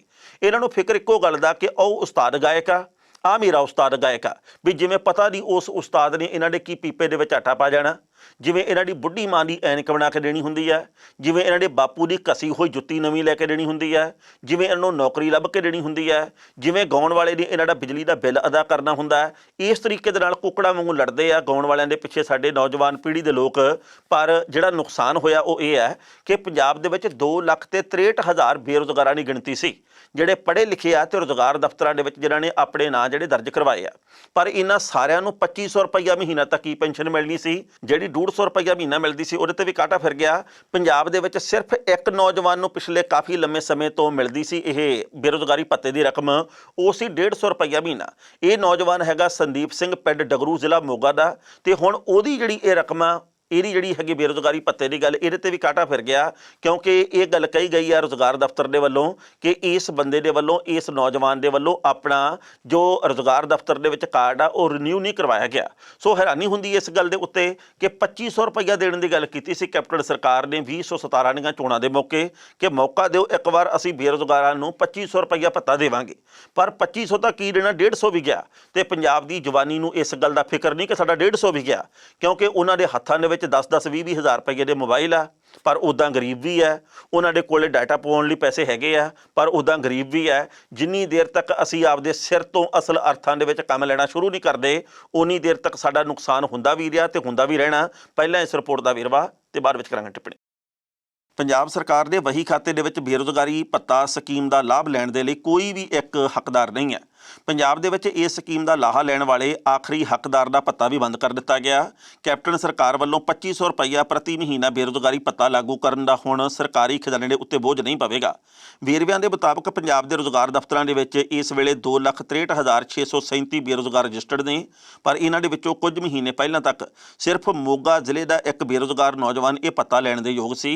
ਰੁਜ਼ਗਾਰ ਵਿਭਾਗ ਨੇ ਹੁਣ ਜਦੋਂ 3 ਮਹੀਨੇ ਦਾ ਇਕੱਠਾ ਬੇਰੁਜ਼ਗਾਰੀ ਭੱਤਾ ਜੂਨ ਮਹੀਨੇ ਵਿੱਚ ਭੇਜਿਆ ਤਾਂ ਪਤਾ ਲੱਗਾ ਕਿ ਪੂਰੇ ਪੰਜਾਬ ਦੇ ਵਿੱਚ ਬੇਰੁਜ਼ਗਾਰੀ ਭੱਤਾ ਲੈਣ ਵਾਲਾ ਇੱਕੋ ਹੀ ਵਿਅਕਤੀ ਬਚਿਆ ਸੀ। ਜ਼ਿਲ੍ਹਾ ਮੋਗਾ ਦੇ ਪਿੰਡ ਡਗਰੂ ਦਾ 12ਵੀਂ ਪਾਸ ਬੇਰੁਜ਼ਗਾਰ ਨੌਜਵਾਨ ਸੰਦੀਪ ਸਿੰਘ ਬੇਰੁਜ਼ਗਾਰੀ ਭੱਤਾ ਸਕੀਮ ਦਾ ਆਖਰੀ ਲਾਭਪਾਤਰੀ ਸੀ, ਜਿਸ ਨੂੰ ਸਰਕਾਰ ਪ੍ਰਤੀ ਮਹੀਨਾ 150 ਰੁਪਈਆ ਬੇਰੁਜ਼ਗਾਰੀ ਭੱਤਾ ਦੇ ਰਹੀ ਸੀ। ਮੋਗੇ ਦੀ ਜ਼ਿਲ੍ਹਾ ਰੁਜ਼ਗਾਰ ਅਫਸਰ ਪਰਮਿੰਦਰ ਕੌਰ ਦਾ ਕਹਿਣਾ ਕਿ ਸੰਦੀਪ ਸਿੰਘ ਨੇ ਆਪਣਾ ਕਾਰਡ ਰਿਨਿਊ ਨਹੀਂ ਕਰਵਾਇਆ, ਜਿਸ ਕਰਕੇ ਨਿਯਮਾਂ ਦੇ ਮੁਤਾਬਕ ਉਸ ਨੂੰ ਬੇਰੁਜ਼ਗਾਰੀ ਭੱਤਾ ਦੇਣਾ ਬੰਦ ਕਰ ਦਿੱਤਾ ਗਿਆ। ਦੂਜੇ ਪਾਸੇ ਰੁਜ਼ਗਾਰ ਉਤਪਤੀ ਮੰਤਰੀ ਚਰਨਜੀਤ ਸਿੰਘ ਚੰਨੀ ਨੇ ਕਿਹਾ ਕਿ ਚੋਣ ਵਾਅਦਾ ਪੂਰਾ ਕਰਨ ਵਾਸਤੇ 2500 ਰੁਪਏ ਬੇਰੁਜ਼ਗਾਰੀ ਭੱਤਾ ਦੇਣ ਦੀ ਸਕੀਮ ਵਿਚਾਰ ਅਧੀਨ ਹੈ ਤੇ ਇਸ ਲਈ ਵਿੱਤ ਵਿਭਾਗ ਤੋਂ ਤਕੜਾ ਬਜਟ ਮੰਗਿਆ ਗਿਆ। ਉਹਨਾਂ ਕਿਹਾ ਕਿ ਪੁਰਾਣੇ ਨਿਯਮਾਂ ਕਰਕੇ ਹੀ ਸਕੀਮ ਦੇ ਲਾਹੇ ਦਾ ਰਾਹ ਮੋਕਲਾ ਨਹੀਂ ਹੋ ਸਕਿਆ, ਇਸ ਲਈ ਹੁਣ ਆਮਦਨ ਸ਼ਰਤ ਦੇ ਪੁਰਾਣੇ ਨਿਯਮਾਂ ਦੇ ਉੱਤੇ ਨਜ਼ਰਸਾਨੀ ਤੋਂ ਬਾਅਦ ਇਸ ਨੂੰ ਸੋਧਿਆ ਜਾਵੇਗਾ। ਇਸ ਖਬਰ ਦੇ ਉੱਤੇ ਟਿੱਪਣੀ ਕਰਨ ਦੇ ਦੋਸਤੋ ਪਹਿਲੀ ਗੱਲ ਤਾਂ ਅਸੀਂ ਕਹਾਂਗੇ ਕਿ ਇਸ ਵਕਤ ਜਿਹੜੀ ਸ਼ਰਤ ਬਣੀ ਹੋਈ ਆ ਉਹ ਇਹ ਹੈ ਕਿ ਭਾਵੇਂ ਤੁਸੀਂ ਟੱਬਰ ਦੇ 4 ਮੈਂਬਰ ਆ ਤੇ ਭਾਵੇਂ ਹੈਗੇ 6, ਜੇਕਰ ਤੁਹਾਡੀ ਸਮੁੱਚੇ ਟੱਬਰ ਦੀ 1000 ਰੁਪਈਆ ਮਹੀਨਾ ਤੋਂ ਵੱਧ ਆਮਦਨ ਹੈਗੀ, ਭਾਵੇਂ 1100 ਹੋਵੇ ਤੇ ਭਾਵੇਂ 1200, ਤੁਸੀਂ ਇਸ ਲਾਭਪਾਤਰੀ ਸਕੀਮ ਦੇ ਵਿੱਚ ਨਹੀਂ ਆਉਂਦੇ, ਤੁਹਾਨੂੰ ਬੇਰੁਜ਼ਗਾਰੀ ਭੱਤਾ ਨਹੀਂ ਮਿਲਣਾ। ਯਾਨੀ ਕਿ ਇਹ ਆ ਕਿ ਤੁਸੀਂ 33 ਰੁਪਈਏ ਦੇ ਨਾਲ ਪੂਰਾ ਮਹੀਨਾ ਗੁਜ਼ਾਰਾ ਕਰਨਾ ਤੇ ਫਿਰ ਤੁਸੀਂ ਇਸ ਸਕੀਮ ਦੇ ਲਾਭਪਾਤਰੀ ਹੋ ਸਕਦੇ ਆ। ਸੋ ਇਹ ਇੱਕ ਬਹੁਤ ਸ਼ਰਮ ਵਾਲੀ ਵੀ ਗੱਲ ਹੈ ਕਿ ਦਿਨ ਦੇ ਵਿੱਚ 33 ਰੁਪਈਆਂ ਦੇ ਨਾਲ ਗੁਜ਼ਾਰਾ ਕੌਣ ਕਰ ਸਕਦਾ ਹੈ। ਸੋ ਸੋਚਣ ਤੇ ਵਿਚਾਰਨ ਵਾਲੀ ਗੱਲ ਸਾਡੇ ਪੰਜਾਬੀਆਂ ਦੇ ਲਈ ਵੀ ਹੈ ਕਿ 33 ਰੁਪਈਏ ਦੇ ਨਾਲ ਕੀ ਕੁਝ ਹੋ ਸਕਦਾ ਤੇ ਕੀ ਕੁਝ ਨਹੀਂ। ਕਿਉਂਕਿ 33 ਰੁਪਈਏ ਜੇਕਰ ਅਸੀਂ ਕਹੀਏ ਵੀ ਇੱਕ ਦਿਨ ਦੇ ਵਿੱਚ ਗੁਜ਼ਾਰਾ ਕਰਨਾ ਪੂਰੇ ਟੱਬਰ ਨੇ, ਤਾਂ ਇਹ ਸੋਚ ਕੇ ਦੇਖੋ ਕਿ ਇੱਕ ਦੁੱਧ ਦਾ ਪੈਕਟ ਆ ਜਿਹੜਾ ਅੱਧੇ ਲੀਟਰ ਦਾ, ਉਹ 25-26 ਰੁਪਈਆਂ ਦਾ ਇਸ ਵਕਤ ਆਉਂਦਾ ਪੰਜਾਬ ਦੇ ਵਿੱਚ, ਤੇ ਬਾਕੀ ਲੋੜਾਂ ਦੀ ਪੂਰਤੀ ਕਿਵੇਂ ਹੋਊਗੀ। ਉਸ ਤੋਂ ਅਗਲੀ ਗੱਲ ਇਹ ਹੈ ਕਿ ਪੰਜਾਬ ਦੀ ਸਰਕਾਰ ਆ ਜਿਹੜੀ ਉਹ ਅਵੱਲੇ ਕੰਮ ਕਰਦੀ ਹੈ। ਪਹਿਲਾਂ ਤਾਂ 25 ਲੱਖ ਰੁਪਈਆ ਰੱਖਿਆ ਇਸ ਵਿੱਤੀ ਵਰ੍ਹੇ ਦੇ ਵਿੱਚ ਬੇਰੁਜ਼ਗਾਰੀ ਭੱਤੇ ਦੇ ਲਈ, ਉਸ ਤੋਂ ਬਾਅਦ ਇਹਦੇ 'ਚ ਸੋਧ ਕਰਕੇ ਤੇ 5 ਲੱਖ ਰੁਪਈਆ ਕਰ ਦਿੱਤਾ ਗਿਆ। ਗਿਣਤੀ ਹੋਵੇ 2,63,000 ਬੇਰੁਜ਼ਗਾਰਾਂ ਦੀ, ਤੇ ਹੋਵੇ ਭੱਤਾ ਦੇਣ ਦੇ ਲਈ ਰੱਖਿਆ ਗਿਆ ਪੈਸਾ 5 ਲੱਖ ਰੁਪਈਆ। ਤੁਸੀਂ ਇਹ ਦੇਖੋ ਵੀ ਇਹਨੂੰ ਕਿਸ ਤਰੀਕੇ ਨਾਲ ਗੁਣਾ ਕਰੋਗੇ ਤੇ ਕਿਵੇਂ 5 ਲੱਖ ਰੁਪਈਏ ਦੇ ਵਿੱਚ ਤੁਸੀਂ 2,63,000 ਬੰਦੇ ਨੂੰ ਸੰਤੁਸ਼ਟ ਕਰੋਗੇ ਬੇਰੁਜ਼ਗਾਰ ਨੂੰ। ਜਦੋਂ ਤੁਸੀਂ 2500 ਰੁਪਈਏ ਦਾ ਵਾਅਦਾ ਕੀਤਾ ਤੇ ਹੁਣ ਮੰਤਰੀ ਸਾਹਿਬ ਚੰਨੀ ਜੀ ਇਹ ਗੱਲ ਕਹਿੰਦੇ ਆ ਕਿ ਅਸੀਂ ਜੀ ਇਹਦੇ ਉੱਤੇ ਵਿਚਾਰ ਕਰ ਰਹੇ ਹਾਂ 2500 ਰੁਪਈਆ ਦੇਣ ਦੇ ਬਾਰੇ। ਤੁਹਾਡੇ ਕੋਲੋਂ ਮੁਲਾਜ਼ਮਾਂ ਨੂੰ ਵੇਲੇ ਸਿਰ ਤਨਖਾਹਾਂ ਦੇਣ ਦੇ ਪੈਸੇ ਹੈ ਨਹੀਂ। ਤੁਸੀਂ ਇਸ ਵਕਤ ਚੀਕਾਂ ਇਸ ਗੱਲੋਂ ਮਾਰ ਰਹੇ ਆ ਕਿ ਕਰੋਨਾ ਮਹਾਮਾਰੀ ਦੇ ਕਰਕੇ ਬੁਰਾ ਹਾਲ ਹੋਇਆ ਪਿਆ ਤੇ ਸਾਨੂੰ ਤਾਂ ਜੀ ਐਤਕੀ 20 ਤੋਂ ਲੈ ਕੇ ਤੇ 30,000 ਰੁਪਈਏ ਤੱਕ ਦਾ ਘਾਟਾ ਪੈਣਾ ਹੈਗਾ ਇਸ ਵਿੱਤੀ ਵਰ੍ਹੇ ਦੇ ਵਿੱਚ। ਸੋ ਜਦੋਂ ਤੁਹਾਡੇ ਕੋਲੇ ਹੈ ਕੁਝ ਨਹੀਂ, ਤੁਸੀਂ ਹਾਲੇ 1 ਸਾਲ ਹੋਰ ਸੋਚਣਾ ਵੀ ਨਹੀਂ ਤੇ 2500 ਰੁਪਈਆ ਦੇਣ ਦੀ ਹੈਸੀਅਤ 1 ਸਾਲ ਬਾਅਦ ਵੀ ਨਹੀਂ ਹੋਣੀ। ਯਾਨੀ ਕਿ ਜਦੋਂ 4.5 ਸਾਲ ਬੀਤ ਗਏ, ਉਸ ਤੋਂ ਬਾਅਦ ਆਖਰੀ 6 ਮਹੀਨਿਆਂ ਦੇ ਵਿੱਚ ਕੋਈ ਨਾ ਕੋਈ ਇਹੋ ਜਿਹੀ ਗੱਲ ਕੀਤੀ ਜਾਊਗੀ ਜਿਹਦੇ ਕਰਕੇ ਜਵਾਨੀ ਨੇ ਫੇਰ ਖੁਸ਼ ਹੋ ਜਾਣਾ, ਜਿਹਦੇ ਕਰਕੇ ਕਿਸਾਨੀ ਨੇ ਵੀ ਖੁਸ਼ ਹੋ ਜਾਣਾ, ਕਿਉਂਕਿ ਕਿਸਾਨੀ ਨੂੰ ਵੀ ਕੁਝ ਨਾ ਕੁਝ ਧੂੜ ਦਿੱਤਾ ਜਾਊਗਾ, ਕੁਝ ਨਾ ਕੁਝ ਦੇ ਦਿੱਤਾ ਜਾਊਗਾ। ਸੋ ਪੰਜਾਬ ਦੀ ਜਵਾਨੀ ਜਿਹੜੀ ਕਿ ਇਸ ਵਕਤ ਫੁਕਰੇ ਗਾਇਕਾਂ ਦੇ ਪਿੱਛੇ ਲੱਗੀ ਹੋਈ ਹੈ, ਪੰਜਾਬ ਦੀ ਜਵਾਨੀ ਜਿਹੜੀ ਕਿ ਇਸ ਵਕਤ ਲੀਡਰਾਂ ਦੇ ਪਿੱਛੇ ਲੱਗੀ ਹੋਈ ਹੈ, ਉਹਨੂੰ ਸੋਚਣਾ ਵਿਚਾਰਨਾ ਚਾਹੀਦਾ ਕਿ ਉਹਨਾਂ ਦੇ ਕੋਲੇ ਸਿਰਫ ਹੋਸ਼ ਬੱਤੀਆਂ ਰਹਿ ਗਈਆਂ। ਉਹਨਾਂ ਦੇ ਕੋਲੇ ਇਹੋ ਜਿਹਾ ਕੁਝ ਵੀ ਨਹੀਂ ਜਿਹਦਾ ਜ਼ਿਕਰ ਕੀਤਾ ਜਾ ਸਕੇ, ਉਹਨਾਂ ਦੇ ਉੱਤੇ ਮਾਣ ਕੀਤਾ ਜਾ ਸਕੇ। ਜਿਹੜੇ ਨੌਜਵਾਨ ਮਿਹਨਤ ਮੁਸ਼ੱਕਤ ਕਰਕੇ ਆਪਣੇ ਮਾਪਿਆਂ ਦਾ ਭਾਰ ਹੌਲਾ ਕਰਦੇ ਆ, ਜਿਹੜੇ ਮਾਪਿਆਂ ਦੇ ਜਿਹੜੇ ਆ ਉਹ ਸਮੱਸਿਆਵਾਂ ਆਪਣੇ ਮੋਢਿਆਂ ਦੇ ਉੱਤੇ ਰੱਖਦੇ ਆ, ਜਿਹੜੇ ਆਪਣੇ ਭਵਿੱਖ ਦੇ ਪ੍ਰਤੀ ਚਿੰਤਤ ਆ ਤੇ ਦਿਨ ਰਾਤ ਮਿਹਨਤ ਕਰਦੇ ਆ, ਉਹਨਾਂ ਨੂੰ ਲੱਖ ਵਾਰੀ ਸਲਾਮ ਆ। ਪਰ ਜਿਹੜੇ ਇੱਕ ਦੂਜੇ ਨੂੰ ਗਾਲਾਂ ਕੱਢਦੇ ਫੇਸਬੁੱਕਾਂ ਦੇ ਉੱਤੇ ਤੇ ਕੋਈ ਨਕਲੀ ਆਈਡੀ ਬਣਾ ਕੇ ਤੇ ਕੋਈ ਕੁੜੀ ਬਣ ਕੇ ਤੇ ਕੋਈ ਮੁੰਡਾ ਬਣ ਕੇ ਲੱਗਾ ਪਿਆ, ਇਹਨਾਂ ਲੋਕਾਂ ਨੂੰ ਬੇਨਤੀ ਹੱਥ ਜੋੜ ਕੇ ਵੀ ਆਪਦੇ ਭਵਿੱਖ ਬਾਰੇ ਸੋਚੋ। ਤੁਹਾਨੂੰ ਕਿਸੇ ਨੇ ਕੁਝ ਵੀ ਨਹੀਂ ਦੇਣਾ, ਤੁਸੀਂ ਜਿਹਦੇ ਪਿੱਛੇ ਮਰਜ਼ੀ ਲੜੀ ਜਾਓ, ਕਿਉਂਕਿ 2 ਵਰ੍ਹਿਆਂ ਬਾਅਦ ਹੋਰ ਕਲਾਕਾਰ ਆ ਜਾਣਾ, ਤੁਸੀਂ ਉਹਨੂੰ ਉਸਤਾਦ ਮੰਨ ਲੈਣਾ, ਫਿਰ ਉਸ ਤੋਂ ਬਾਅਦ ਕੋਈ ਹੋਰ ਆ ਜਾਊਗਾ, ਤੁਸੀਂ ਉਹਨੂੰ ਉਸਤਾਦ ਮੰਨ ਲੈਣਾ। ਤੁਹਾਡਾ ਆਪਣਾ ਵੀ ਕੋਈ ਸਟੈਂਡ ਹੋਣਾ ਚਾਹੀਦਾ ਤੇ ਸਰਕਾਰਾਂ ਨੇ ਆਪਣਾ ਸਟੈਂਡ ਕਿੰਨਾ ਕੁ ਰੱਖਿਆ ਇਹਦੇ ਬਾਬਤ ਆਪਾਂ ਜਾਣਦੇ ਹਾਂ। ਦਿੱਲੀ ਦੇ ਵਿੱਚ ਕਰੋਨਾ ਦੀਆਂ ਨਕਲੀ ਰਿਪੋਰਟਾਂ ਬਣਾਉਣ ਵਾਲਾ ਇੱਕ ਗਰੋਹ ਆ ਜਿਹੜਾ ਉਹ ਫੜਿਆ ਗਿਆ। ਇੱਕ ਡਾਕਟਰ ਹੈ ਜਿਹੜਾ ਕਹਿੰਦਾ ਜੀ ਕਿ ਮੈਂ ਰੂਸ ਦੇ ਵਿੱਚੋਂ ਮੈਡੀਕਲ ਦੀ ਪੜ੍ਹਾਈ ਕੀਤੀ ਹੈ, ਪਰ ਉਹਨੇ ਹੁਣ ਤੱਕ 75 ਦੇ ਕਰੀਬ ਜਾਲੀ ਰਿਪੋਰਟਾਂ ਬਣਾਈਆਂ। ਪੋਜ਼ੀਟਿਵ ਨੂੰ ਨੈਗੇਟਿਵ ਤੇ ਨੈਗੇਟਿਵ ਨੂੰ ਪੋਜ਼ੀਟਿਵ ਕੀਤਾ ਉਹਨੇ, ਤੇ ਇਹ ਵੀ ਕਈ ਕਾਰਨਾਂ ਦੇ ਕਰਕੇ, ਕਿਉਂਕਿ ਕਿਸੇ ਥਾਂ ਦੇ ਉੱਤੇ ਕਿਸੇ ਨੇ ਕੋਈ ਨੌਕਰੀ ਵਾਸਤੇ ਇੰਟਰਵਿਊ ਦੇਣੀ ਆ, ਕਿਸੇ ਨੇ ਵਿਦੇਸ਼ ਵਾਸਤੇ ਜਹਾਜ਼ ਫੜਨਾ, ਉਹਦੇ ਲਈ ਜ਼ਰੂਰੀ ਕਰ ਦਿੱਤਾ ਗਿਆ ਜੀ ਕਿ ਤੁਸੀਂ ਪਿਛਲੇ ਦਿਨ ਦੀ 1 ਦਿਨ ਪਹਿਲਾਂ ਦੀ ਆਪਦੀ ਕਰੋਨਾ ਰਿਪੋਰਟ ਨੈਗੇਟਿਵ ਲੈ ਕੇ ਆਓ। ਸੋ ਜਿੰਨੀ ਦੇਰ ਤੱਕ ਸਾਡੇ ਭਾਰਤ ਦੇ ਵਿੱਚ ਪਾਰਦਰਸ਼ੀ ਤਰੀਕੇ ਨਾਲ ਰਿਪੋਰਟਾਂ ਨਾ ਬਣਨਗੀਆਂ, ਟੈਸਟ ਨਾ ਸਹੀ ਤਰੀਕੇ ਨਾਲ ਹੋਣਗੇ, ਅਸੀਂ ਕਿਵੇਂ ਆਸ ਕਰ ਸਕਦੇ ਹਾਂ ਕਿ ਭਾਰਤ ਦੇ ਵਿੱਚੋਂ ਕਰੋਨਾ ਮੁੱਕ ਜੂ। ਕਰੋਨਾ ਪੋਜ਼ੀਟਿਵ ਅਖਵਾਉਣਾ ਜਾਂ ਨੈਗੇਟਿਵ ਅਖਵਾਉਣਾ ਇਹ ਤਾਂ ਹੁਣ ਡਾਕਟਰਾਂ ਦੇ ਨਾਲ ਤੁਹਾਡੀ ਮਿਲੀ ਭੁਗਤ ਦੀ ਗੱਲ ਹੈ। 2500 ਰੁਪਈਆ ਤੁਸੀਂ ਦਿਓ ਤੇ ਪੋਜ਼ੀਟਿਵ ਨੂੰ ਨੈਗੇਟਿਵ ਕਰਾ ਲਓ ਤੇ ਨੈਗੇਟਿਵ ਨੂੰ ਪੋਜ਼ੀਟਿਵ ਕਰਵਾ ਲਓ। ਜਿਹੋ ਜਿਹੀਆਂ ਰਿਪੋਰਟਾਂ ਸਭ ਦੇ ਸਾਹਮਣੇ ਆ ਰਹੀਆਂ, ਪਹਿਲਾਂ ਇਸ ਰਿਪੋਰਟ ਦਾ ਵੇਰਵਾ ਤੇ ਬਾਅਦ ਵਿੱਚ ਕਰਾਂਗੇ ਟਿੱਪਣੀ। ਕਰੋਨਾ ਵਾਇਰਸ ਦੇ ਵੱਧਦੇ ਮਾਮਲਿਆਂ ਦਰਮਿਆਨ ਦਿੱਲੀ ਪੁਲਿਸ ਨੇ ਕਰੋਨਾ ਦੀ ਨਕਲੀ ਰਿਪੋਰਟ ਬਣਾਉਣ ਵਾਲੇ ਗੈਂਗ ਦਾ ਪਰਦਾਫਾਸ਼ ਕੀਤਾ ਹੈ। ਦਿੱਲੀ ਪੁਲਿਸ ਨੇ ਕਾਰਵਾਈ ਕਰਦੇ ਹੋਏ ਕਰੋਨਾ ਵਾਇਰਸ ਇਨਫੈਕਸ਼ਨ ਦੀ ਨਕਲੀ ਰਿਪੋਰਟ ਬਣਾਉਣ ਦੇ ਦੋਸ਼ ਦੇ ਵਿੱਚ ਇੱਕ ਡਾਕਟਰ ਤੇ ਉਸ ਦੇ ਕਰੀਬੀ ਨੂੰ ਗ੍ਰਿਫਤਾਰ ਕਰ ਲਿਆ। ਗ੍ਰਿਫਤਾਰ ਕੀਤੇ ਗਏ ਡਾਕਟਰ ਦਾ ਨਾਂ ਕੁਸ਼ ਪ੍ਰਾਸ਼ਰ ਹੈ ਤੇ ਉਸ ਦਾ ਦਾਅਵਾ ਹੈ ਕਿ ਉਸ ਨੇ ਰੂਸ ਤੋਂ ਮੈਡੀਕਲ ਦੀ ਪੜ੍ਹਾਈ ਕੀਤੀ ਹੈ। ਪੁਲਿਸ ਮੁਤਾਬਕ ਕੁਸ਼ ਪ੍ਰਾਸ਼ਰ ਹੁਣ ਤੱਕ 4 ਨਾਮੀ ਟੈਸਟਿੰਗ ਲੈਬ ਦੀਆਂ 75 ਨਕਲੀ ਕਰੋਨਾ ਰਿਪੋਰਟਾਂ ਬਣਾ ਚੁੱਕਿਆ। ਇਸ ਗੈਂਗ ਦੇ ਖਿਲਾਫ ਦੱਖਣੀ ਦਿੱਲੀ ਸਥਿਤ ਹੌਜ ਖਾਸ ਪੁਲਿਸ ਥਾਣੇ ਵਿੱਚ ਸ਼ਿਕਾਇਤ ਕੀਤੀ ਗਈ ਸੀ, ਜਿਸ ਤੋਂ ਬਾਅਦ ਪੁਲਿਸ ਨੇ ਕਾਰਵਾਈ ਕਰਦੇ ਹੋਏ ਗੈਂਗ ਦਾ ਪਰਦਾਫਾਸ਼ ਕੀਤਾ ਹੈ। ਦੋਸ਼ ਹੈ ਕਿ ਇਹ ਡਾਕਟਰ ਮਰੀਜ਼ਾਂ ਨੂੰ ਆਪਣੇ ਸਹਿਯੋਗੀ ਅਮਿਤ ਦੇ ਨਾਲ ਮਿਲ ਕੇ ਫਸਾਉਂਦਾ ਸੀ, ਫਿਰ ਨਕਲੀ ਰਿਪੋਰਟਾਂ ਬਣਾਉਂਦਾ ਸੀ। ਪੁੱਛਗਿੱਛ ਦੇ ਵਿੱਚ ਕੁਸ਼ ਨੇ ਇਹ ਜਾਣਕਾਰੀ ਦਿੱਤੀ ਹੈ ਕਿ ਉਹਨੇ 75 ਰਿਪੋਰਟਾਂ ਨਕਲੀ ਬਣਾਈਆਂ ਨੇ ਤੇ ਇੱਕ ਰਿਪੋਰਟ ਦੇ ਲਈ ਉਹ 2400 ਰੁਪਈਆ ਲੈਂਦਾ ਸੀ ਤੇ ਪੋਜ਼ੀਟਿਵ ਜਾਂ ਨੈਗੇਟਿਵ ਰਿਪੋਰਟ ਦੇਣ ਦੇ ਲਈ ਕੋਈ ਵੀ ਨਿਯਮ ਨਹੀਂ ਸੀ ਬਣਾਇਆ। ਲੱਛਣ ਦੇਖ ਕੇ ਅੰਦਾਜ਼ੇ ਦੇ ਨਾਲ ਹੀ ਉਹ ਰਿਪੋਰਟ ਤਿਆਰ ਕਰ ਦਿੰਦਾ ਸੀ। ਇਸ ਖਬਰ ਦੇ ਉੱਤੇ ਟਿੱਪਣੀ ਕਰਦੇ ਦੋਸਤੋ, ਪਹਿਲੀ ਗੱਲ ਤਾਂ ਅਸੀਂ ਕਹਾਂਗੇ ਸਿਰਫ ਅੰਮ੍ਰਿਤਸਰ ਦੇ ਵਿੱਚ ਤੁੱਲੀ ਲੈਬ ਦੇ ਵੱਲੋਂ ਹੀ ਨਹੀਂ ਇਹ ਕੰਮ ਕੀਤੇ ਗਏ। ਜਲੰਧਰ ਦੇ ਵਿੱਚ, ਦਿੱਲੀ ਦੇ ਵਿੱਚ, ਪੰਜਾਬ ਦੇ ਬਾਕੀ ਵੱਖ-ਵੱਖ ਹਿੱਸਿਆਂ ਦੇ ਵਿੱਚ, ਰਾਜਧਾਨੀ ਦੇ ਨਾਲ ਲੱਗਦੇ ਕਈ ਹੋਰ ਖੇਤਰਾਂ ਦੇ ਵਿੱਚ ਉਹ ਕੁਝ ਕੀਤਾ ਜਾ ਰਿਹਾ ਜਿਹੜਾ ਕਿ ਚੰਗੇ ਤੋਂ ਬੇਹੱਦ ਉਲਟ ਹੈ। ਸੋ ਨਕਲੀ ਜਿਸ ਤਰੀਕੇ ਨਾਲ ਰਿਪੋਰਟਾਂ ਬਣ ਰਹੀਆਂ, ਜਿਸ ਤਰੀਕੇ ਦੇ ਨਾਲ ਲੈਣ ਦੇਣ ਕਰਕੇ ਰਿਪੋਰਟਾਂ ਬਣ ਰਹੀਆਂ, ਪਿੱਛੇ ਜੇ ਪੰਜਾਬ ਦੇ ਵਿੱਚ ਵੀ ਇੱਕ ਡਾਕਟਰ ਦੇ ਉੱਤੇ ਕਾਰਵਾਈ ਹੋਈ ਹੈ, ਲੁਧਿਆਣਾ ਖੇਤਰ ਨਾਲ ਸੰਬੰਧਿਤ ਸੀ। ਉਹ ਮੁੰਡਿਆਂ ਨੂੰ ਬਣਾ ਕੇ ਦਿੰਦਾ ਸੀ ਰਿਪੋਰਟਾਂ 2-2 ਹਜ਼ਾਰ ਰੁਪਏ ਦੇ ਵਿੱਚ, 1500 ਰੁਪਏ ਦੇ ਵਿੱਚ, ਕਿਉਂਕਿ ਮੁੰਡਿਆਂ ਨੇ ਜਦੋਂ ਕਿਸੇ ਹੋਰ ਸੂਬੇ ਦੇ ਵਿੱਚ ਘੁੰਮਣ ਫਿਰਨ ਜਾਣਾ ਸੀ ਤਾਂ ਉਹਦੇ ਲਈ ਜ਼ਰੂਰੀ ਹੈ ਕਿ ਤੁਸੀਂ ਆਪਣੀ ਕਰੋਨਾ ਰਿਪੋਰਟ ਨੈਗੇਟਿਵ ਲੈ ਕੇ ਆਓ ਇੱਕ ਦਿਨ ਪਹਿਲਾਂ ਦੀ, ਤੁਹਾਨੂੰ ਦੂਜਾ ਸੂਬਾ ਤਾਂ ਆਪਣੇ ਅਧਿਕਾਰ ਖੇਤਰ ਦੇ ਵਿੱਚ ਆਉਣ ਦਿੰਦਾ ਸੀ। ਪਰ ਉਹ ਡਾਕਟਰ ਆ ਜਿਹੜਾ ਉਹ ਬਿਨਾਂ ਕੋਈ ਜਾਂਚ ਪੜਤਾਲ ਕੀਤਿਆਂ, ਬਿਨਾਂ ਕੋਈ ਟੈਸਟ ਕੀਤਿਆਂ ਨੈਗੇਟਿਵ ਰਿਪੋਰਟਾਂ ਬਣਾ ਕੇ ਦੇਈ ਜਾਂਦਾ ਸੀ ਜਿਨ੍ਹਾਂ ਨੇ ਘੁੰਮਣਾ ਫਿਰਨਾ ਹੁੰਦਾ ਹੈ। ਸੋ ਇਹਦੇ ਕਰਕੇ ਵੀ ਕਰੋਨਾ ਵਧਿਆ। ਮੰਨ ਲਓ ਕਿਸੇ ਦੀ ਨੈਗੇਟਿਵ ਰਿਪੋਰਟ ਬਿਨਾਂ ਟੈਸਟ ਤੋਂ ਕਰਤੀ ਤੇ ਉਹ ਜਿਹੜਾ ਲਗਾਤਾਰ ਲੋਕਾਂ ਦੇ ਸੰਪਰਕ ਦੇ ਵਿੱਚ ਰਿਹਾ ਤੇ ਜੇਕਰ ਪੋਜ਼ਿਟਿਵ ਹੋਇਆ ਕਿੰਨੇ ਲੋਕਾਂ ਨੂੰ ਲੈ ਬੈਠੂ। ਇਸੇ ਤਰੀਕੇ ਨਾਲ ਦਿੱਲੀ ਦੇ ਵਿੱਚ ਵੀ ਕਈ ਥਾਵਾਂ ਦੇ ਉੱਤੇ ਕੰਮ ਹੋਇਆ। ਸੋ ਸੋਚਣਾ ਵਿਚਾਰਨਾ ਬਣਦਾ ਹੈ ਕਿ 4 ਛਿੱਲੜਾਂ ਦੀ ਖਾਤਰ ਅਸੀਂ ਲੋਕਾਂ ਨੂੰ ਕਿਸ ਤਰੀਕੇ ਦੇ ਨਾਲ ਬਲਦੀ ਦੇ ਬੂਥੇ ਦੇ ਵਿੱਚ ਪਾਉਂਦੇ ਹਾਂ, ਕਿਸ ਤਰੀਕੇ ਦੇ ਨਾਲ ਅਸੀਂ ਲੋਕਾਂ ਨੂੰ ਸੰਕਟ ਗ੍ਰਸਤ ਕਰ ਰਹੇ ਹਾਂ। ਖਬਰਾਂ ਦੋਸਤੋ ਕਈ ਹੋਰ ਵੀ ਸਨ, ਪਰ ਜੋ ਵਕਤ ਦੀ ਘਾਟੇ ਰੁਕਣ ਦਾ ਇਸ਼ਾਰਾ ਕਰ ਰਹੀ ਹੈ। ਕੱਲ੍ਹ ਨੂੰ ਇਸੇ ਵੇਲੇ ਖਬਰ ਦੀ ਖਬਰ ਲੈ ਕੇ ਫਿਰ ਹਾਜ਼ਰ ਹੋਵਾਂਗੇ। ਉਦੋਂ ਤੱਕ ਲਈ ਆਗਿਆ ਦਿਓ। ਬਹੁਤ ਬਹੁਤ ਮਿਹਰਬਾਨੀ।